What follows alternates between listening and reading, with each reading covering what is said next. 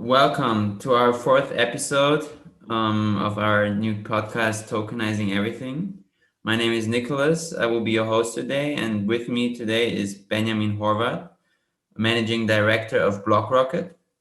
Hello, Benjamin. How are you? Hi, Nicholas. Nice to meet you. Finally, I'm great. All good. Had a busy week. Still 2 to 3 very busy weeks in front of me, and then shortly before Christmas, everything slows down a bit. Hopefully. Yeah, let's hope so, but it's hard to guess in the fast-moving tech space, obviously. However, before we continue, I have to mention that everything that is stated today is solely based on personal opinions, does not reflect any opinion of Amazing Blocks or Blockrocket or any other involved party. And also a new feature to add today, some input that we actually received from you, Benjamin, before the interview, a chat function. So anyone that's attending live has a chance to just drop any questions for Benjamin that you may have. So just feel free to enter your questions and I will ask him.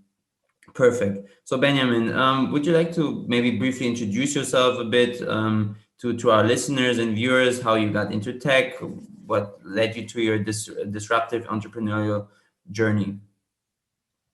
Yeah, sure. So I'm Benjamin. I'm the managing director of Blockrocket. Blockrocket is one of the leading accelerator programs for early stage blockchain startups. They're active in Germany. So like we're quite niche in the sense, early stage startups, blockchain focused, German market. So that's like our overlap in terms of that's our niche. And within that niche, we aim to become like the market leader. So to basically establish the best deal flow when it comes to uprising blockchain startups in the next coming years. So simply put, every small team with a good idea that sits in some sort of garage right now to work on their new solution, and that's blockchain related. We want to be one of the first entities that become aware of them. As of me, quick background, I graduated in 2016. I come from WHU. It's a private business school in Germany. I've spent up to 4 years in international environments. I've been for several years in Southeast Asia, India, Japan, studying, working. I've been used to work in high performance startup environments. I've worked for venture builders like Rocket Internet before. And I switched into the blockchain space roughly 2.5 years ago when I started working as a consultant for Professor Philipp Sandner at the think tank Frankfurt School Blockchain Center. And then one thing led to another, one project led to another. And since 1.5 years, I started working on Blockrocket. Okay, wow, that's a very, established journey and a great resume that you have there. A lot of different experiences, especially like your international approach, which obviously suits perfectly for the decentralized structure of blockchain.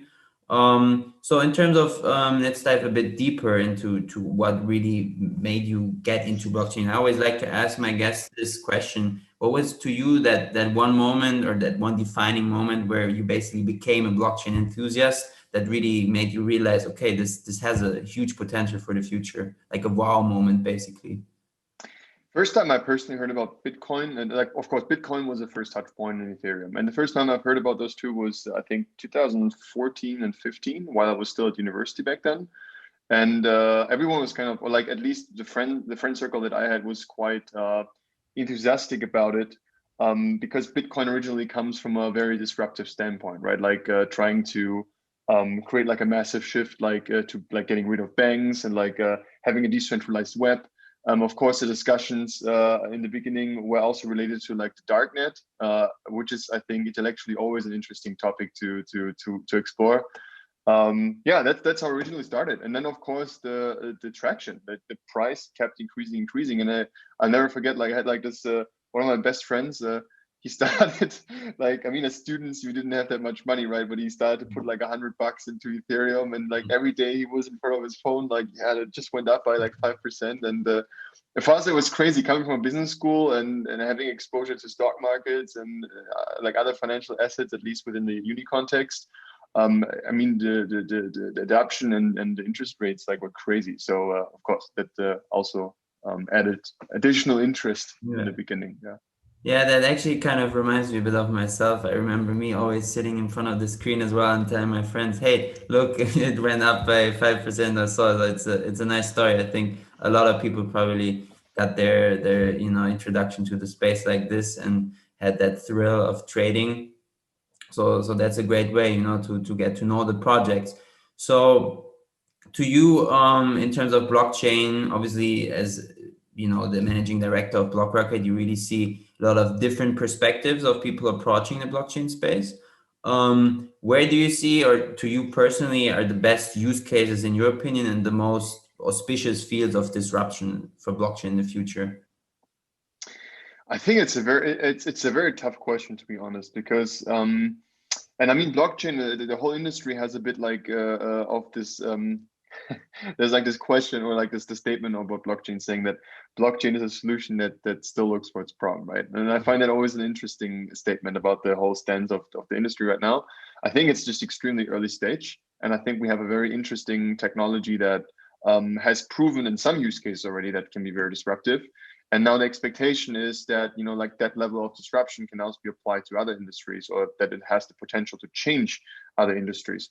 But I think we're still too early to really tell, like we still need to be patient and see like how the hypotheses that are formed right now by like a lot of new startups, like how do they really like play out to be the next years? Like, because they're all based on hypotheses, they're all based on, we think that by changing the system in that way, like there's going to be demand for this and that, and that's something that needs to be tested out.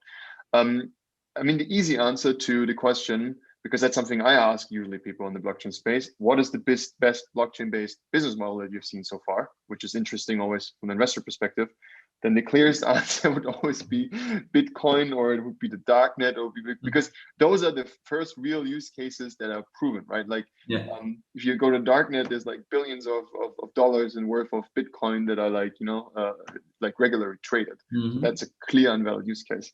Then there's some, what I find interesting is more like, fringe ideas. There's like, for example, this platform that does, I think they're called poly markets or something. Like it's basically like a gambling and betting website, but on political events. Yeah. And I found it interesting because that's something I stumbled upon like a few weeks ago, and during the Trump Biden campaign in the US. And I remember because actually I went to this website, Poly Market, to see how the bets were like on this platform. Like, so what was the ratio of how much money was betted on Trump winning versus Biden winning? Because a friend of mine, he pointed out saying that, his thesis, I found it interesting, is that people like usually when people put their money on something, then that's something they probably really believe in, like rationally they think this is going to happen. So that's kind of a predictive indicator for what does the public think right now of a certain outcome. And I found it very interesting then to look at polling market and see, like, okay, what are the odds right now if I would spend $10 on betting on Trump versus betting on Biden? Like, what does the majority believe who's going to win? And it shifted like massively within 24 hours because of the election campaign was a very, very, very close call, right? Yeah. And those solutions I found interesting because like on this bet, there was $10 million in the pot. So like people put $10 million in the pot of betting. So this is like a clear use case, like people using this, putting money into this. So those are ideas I find interesting. Otherwise, maybe a final, like a summary note, more than 50% of the stuff we see is fintech related. So I think the finance industry as a whole, like everything asset related, custody, I think there's a lot of potential and first adoption is starting. When it comes to non-fintech solutions, I think that's interesting in the sense that we will see the next years more and more which use cases which are really valid. Like, is it like, supply chain? I think in IoT there's huge potential, but IoT itself is also quite an early, like smart homes are not as connected as they are in 10 or 20 years, right? Or electric cars, self-driving cars. So it also depends on other technologies. So I think that's going to be interesting. And one final thing I find very interesting, but where I don't have the best opinion about is the public sector. I think blockchain could be super interesting for, like, you run an entire election of a country on a blockchain-based solution. I think the US elections made that very apparent, like how inefficient the current process is. But convincing stakeholders within the public sector, I think that's a whole other topic. So that's a quick summary from my side. No, that was a very, very great and detailed explanation of the potential use case. And I agree with you in terms of the public sector that this is definitely something that I also personally see as a great use case for blockchain. Running these elections also, and maybe potentially even incentivizing politicians through these blockchain-based systems. And also the prediction market, I think I agree with you 100% there. At times, these predictions were actually more accurate than the polls that CNN or so on conducted. So I think it's also a valid use case for blockchain, and obviously the complete finance sector. Obviously, think that that's where the most of the money from investors is going right now. I think, I mean, our topic is also tokenization, so obviously it makes sense here. But anyway, Blockrocket can be considered as an accelerator in the blockchain space. So where do you see the need in this space for accelerators like Blockrocket in terms of, you know, bridging the gap between experts on the one hand and young entrepreneurs on the others that maybe lack guidance or financial tools to kind of actually, you know, foster growth in the near future and in the long-term future?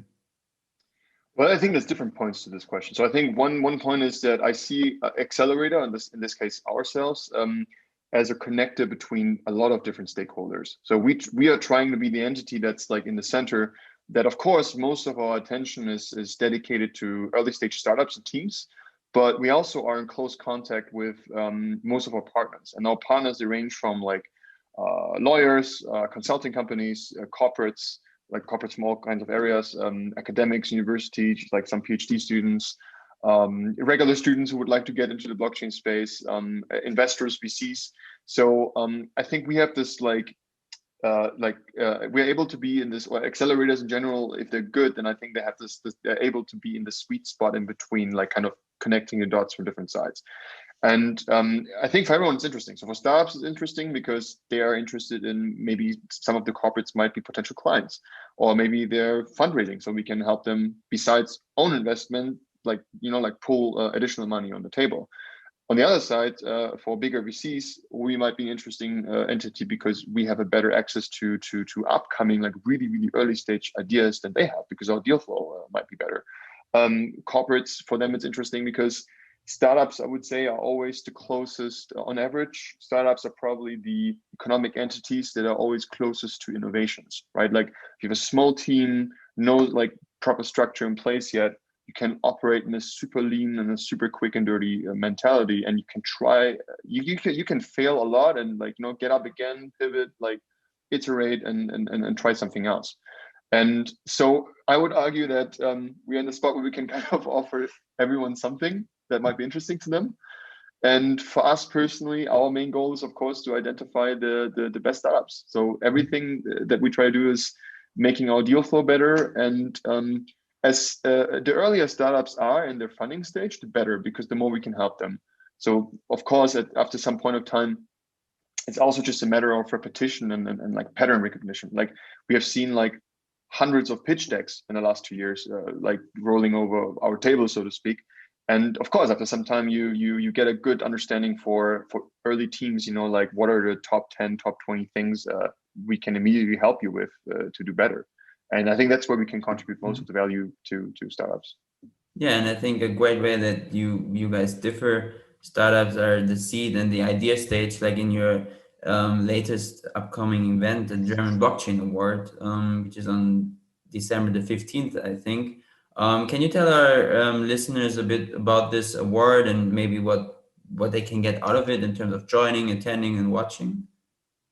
Yes, so we see it as our challenge, or as our job, to be like, as the leading accelerator for early stage blockchain startups in Germany. It's still like there's maybe like 500 to 700 blockchain startups in total in Germany as of this time. So it's still like a relatively like small market, and we know that we have a lot of people, a lot of partners we're in contact with. They're not like spending most of their time in the blockchain space, but they're interested in the blockchain space. They might spend 90% of their time in another space, but they want to have like touch points with this new technology like regularly. And what we try to offer everyone is to say that we have a really good overview of what's happening on a regular basis within that particular market segment. And the last 6-7 months, we started a series of monthly pitch events. So every month we have a pitch event where we invite 5 startups. It's competitive. So usually we have 20-30 applications for every event. We always pre-filter, and we always have a 1-hour event and present like 5 startups. We always invite like a jury of 2 or 3 investors to rate them live during the event. And we basically try to put it on a silver tablet and say, hey, if you're interested in blockchain, we offer you this access to what are the best startups, the best ideas, or the best things that are happening right now in the market. Feel free to just regularly like tune in, and we try to present you in a very lean and efficient way, like what we think is most interesting in this particular market right now. And our annual award is basically a summary or like a highlight of the entire year. So at this event, we invite 20 startups in total, and we like put it or we package it in a 2-hour event, because like we are aware that people usually they're very unforgiving for bad quality, or like for like attention span of people usually is not that high, especially in a world like ours where we have constant information overflow. So we try to make it as interactive and as intense and as dense in terms of information as possible. So we have this event, 2 hours long. You have 20 startups that are invited. Every startup has exactly only 60 seconds to like break down their elevator pitch to be as precise as possible. And then the audience has some interaction, so they can then vote for, okay, from 10 that presented, like what are the top 3, like in a live vote. And then we give the best startups from those 20 the opportunity to have a like more detailed 5, 6, 7-minute pitch, which will then be like with a Q&A session from the jury. So if you're not perfectly in the blockchain space right now, but you're interested or you want to have more exposure to startups, then this is the ideal event, in my opinion, to sum up the highlights of the year in terms of early stage startups in Germany for blockchain. Yeah, I mean, I'm really looking forward to this event. I will also be pitching for Amazing Blocks, so I gladly accept the challenge of the 60-second elevator pitch. I'm really looking forward to your pitch. Yes. Nice. So another interesting point that you mentioned is the large amount of different startups in the blockchain space. So one of the core issues is the standardization or the lack thereof.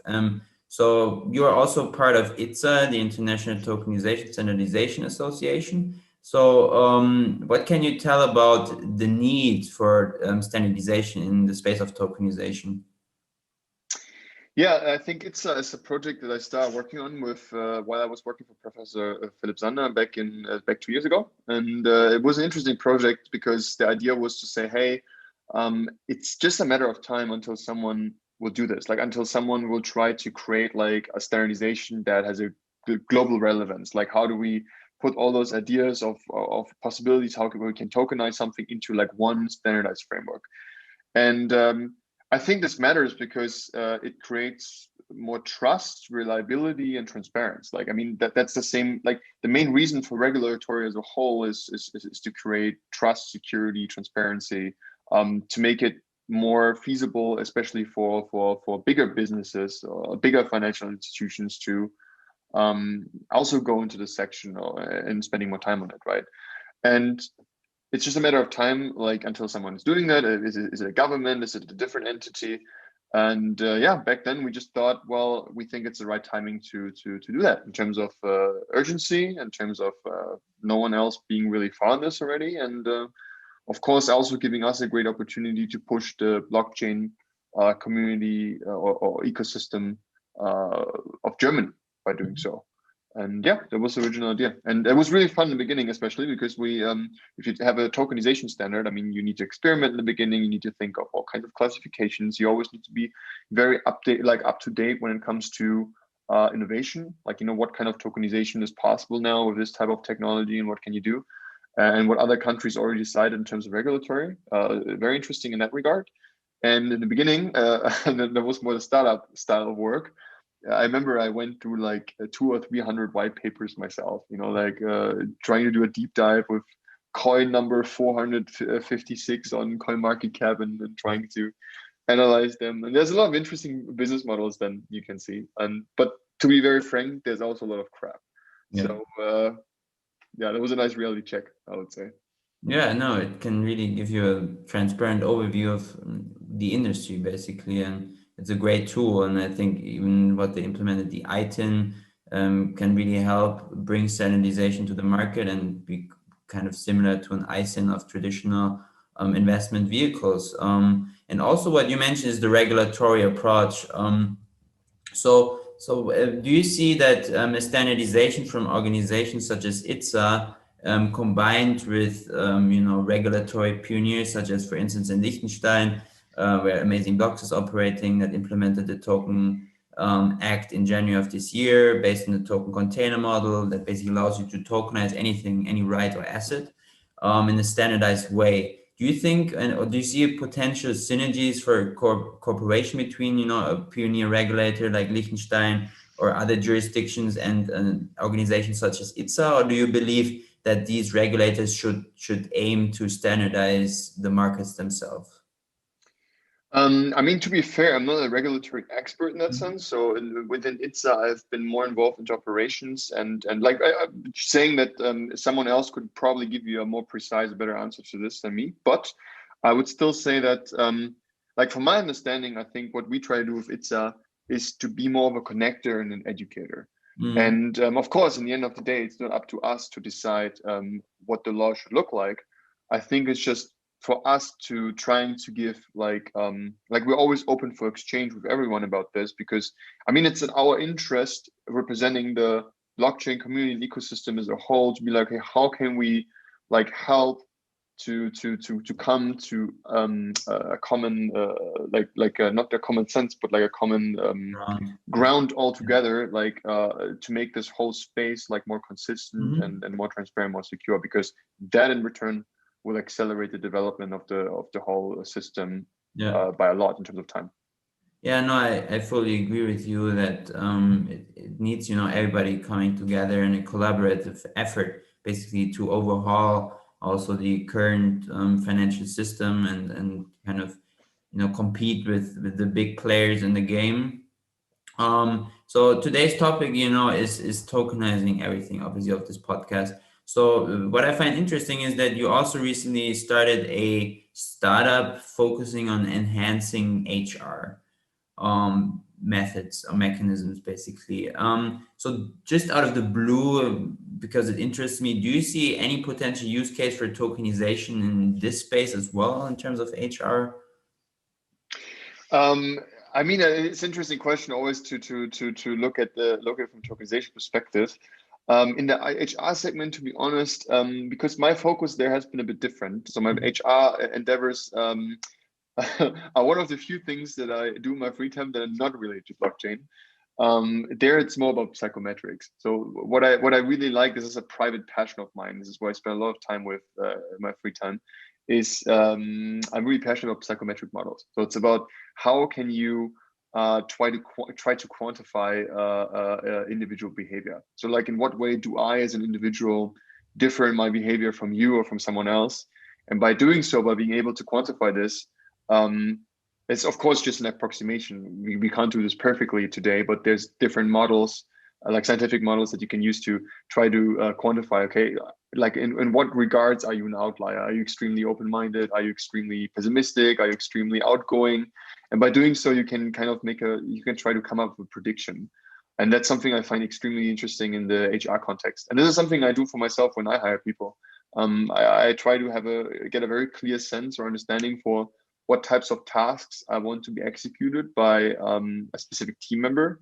And then I would try to make a very thorough analysis of what type of person, like what are the personality traits of this person? Because no matter what traits we have, like they can all be a strength and a weakness at the same time, depending on what's the context. So if you're like a highly introverted person that gets extremely anxious being on a stage, having a public presentation, you're probably not the right person to make 100 sales calls a day, like, so that's but everyone has strength that can be utilized. So this psychometrics endeavor is something I do for own hirees, and I use it also for other projects, trying always I think the key challenge in management, in my opinion, is to put the right people into the right place. Yeah. And I think that's a very tough challenge, and I think we need to work way more with data if we want to get really good at this.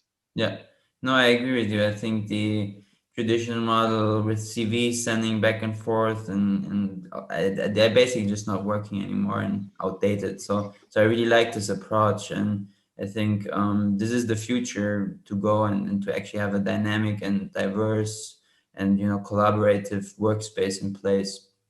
So that's great. So just on top of this, in terms of use cases for tokenization, What to you are, or do you consider as the best use cases for tokenization? I mean, some see tokenization as a method for basically bringing value to an ecosystem on the one hand. Others see the best use case in terms of actually having payment transactions tokenized basically, or assets, but I mean, there's such a large diversity of what you can tokenize. What to you is maybe the one or two use cases that you consider to be the best suited?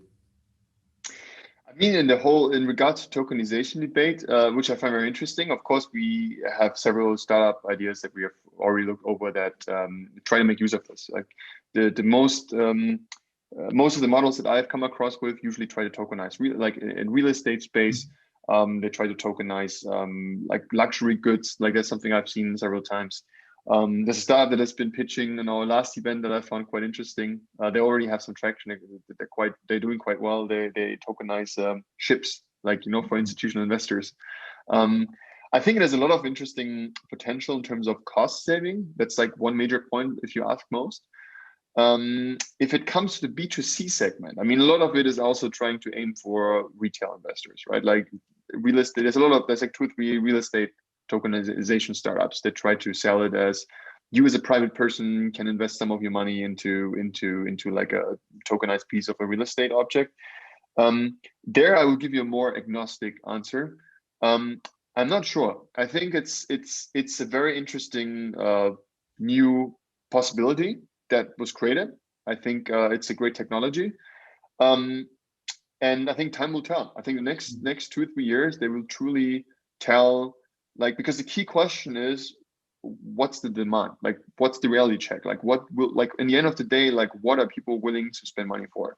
And for example, if you go to the B2C segment, and some startups try to do that, and they say, well, they want to convince more people to save up some of their money and invest it into like a tokenized real estate percentage versus putting it into their bank account, then I can only say time will tell, and maybe it changes. I mean, everything is in constant change. If you look at social media like Snapchat or TikTok, like I would consider myself very tech driven. I'm 28, so quite young, but still, like I'm already too old to understand why people use TikTok. It's like something I have a small sister. She's 15. She's using it. So for me, it's even for me that's kind of strange.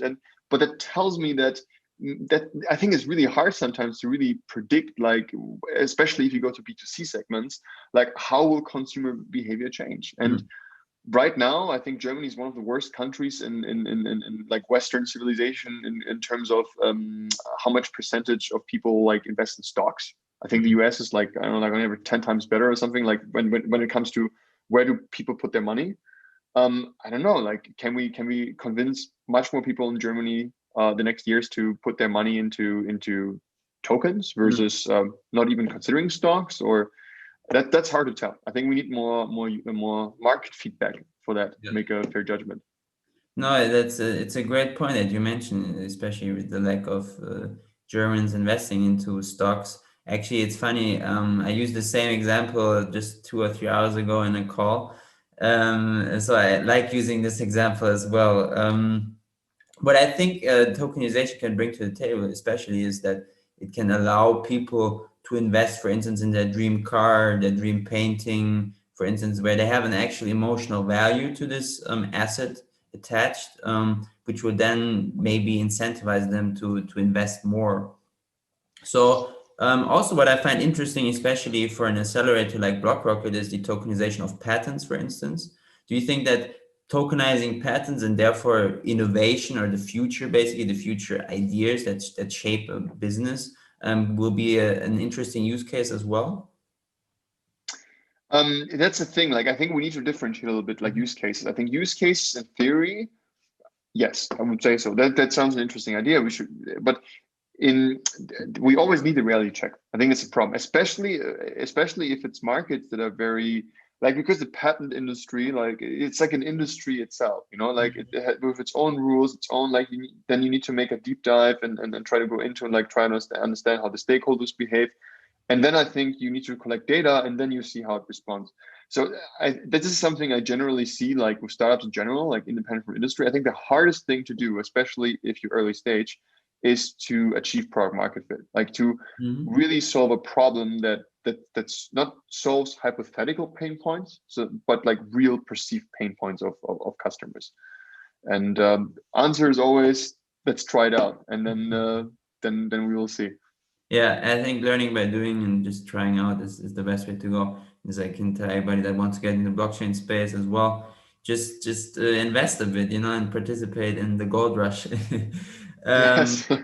Yeah, this is the best way to go in the future. Just to briefly wrap this up, secondary market liquidity is an issue in this space. Do you have a take on whether this will be addressed in the upcoming years, and maybe how it will be best addressed to kind of provide this liquidity? Do you think it will come from rather the traditional financial sector, or more from the blockchain's community, maybe crypto Twitter even, that brings this liquidity to the sector? I think it's an important question. I mean, I think it goes a bit in the direction of what I pointed out before when saying it's a question of where demand is. Liquidity in the sense that more people willing to put money into this market, right? Which is kind of demand. So demand and supply. I'm not sure. We have to see. But one thing that I hear over and over again, like with most people that I ask, because I wouldn't say that I myself I'm an expert like for financial institutions, but I would say I'm at a good sweet spot of talking to a lot of different stakeholders to get a good general like overview of most industries. And what I hear again and again is, of course, that there's like a push effect from the central bank because of the extremely low interest rates. So investors are much more inclined to put their money somewhere else, and so basically the willingness to invest and to spend money in general, like the conditions for that incentive to be given right now are really high, and I think that pushes for like demand as a whole. To what extent that goes also more to tokenization, tokenized assets, as I said, I think we will find this out very soon. I think the next 12 to 24 months they will give us a lot of data for that. Yeah, I think the next 24 months will be very exciting for everybody in this space. I mean, we can make a lot of predictions, maybe even in the prediction markets that you mentioned earlier. But I think we just have to wait and see, and see, as you mentioned correctly, how the demand plays out and what the market wants. So last but not least, my final question, something that obviously you cannot give a definite answer to, but it's just always interesting to hear the opinion of my guests here. Where do you see blockchain in 10 years? It's an interesting question. So one thing I see that I think is a good sign, that more and more like interesting stakeholders get involved into this market, and I think that gives us more and more validation that like some of the smartest people around the world, like in the last years, some of the smartest people in the world, in my opinion, started to be increasingly active in this market and to be actively drawn to this market, investing in this market. And I think that's a really good indicator that it has a lot of future potential. I think it's hard to say where it is in 10 years. So I think the key question is, does it meet the expectations that we have right now? Because I mean, every industry has a bit the issue of, I think, being in its own bubble. And because blockchain is a complex technology, tech-wise, I don't think everyone who is more or less involved in the industry has a really good understanding of how it works. So I think there's always the risk or the danger of like misperceptions or miscommunication.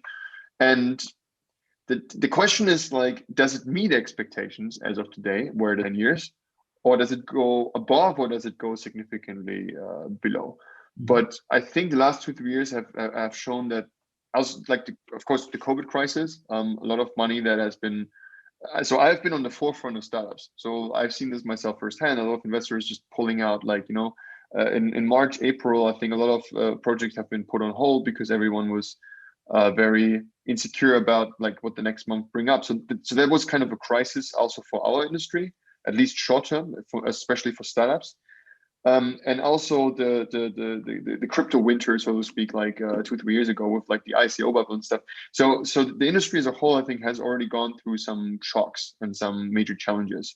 And considering so, Bitcoin has reached its all-time high. I think it was 3 or 4 days ago. and this time by institutional investors more pulling money into the market, which I think is a good sign. So I think the indicators show that there is some resilience and things are going up. So I'm fairly optimistic about the outcome. Project-wise, it's hard to tell. If you ask me if what I would wish for, I would tell you, well, I would think it's awesome if in 10 years the entire most of democracies in the world are run on blockchain systems. I would tell you I would think it would be great if most infrastructure would be based on autonomous cars, and then you have some self-driving capabilities, and you connect it with IoT devices, and then it makes sense to also use blockchain. But there's a lot of dependencies on non-blockchain related technologies or regulatories as well. So it's hard to tell. Yeah.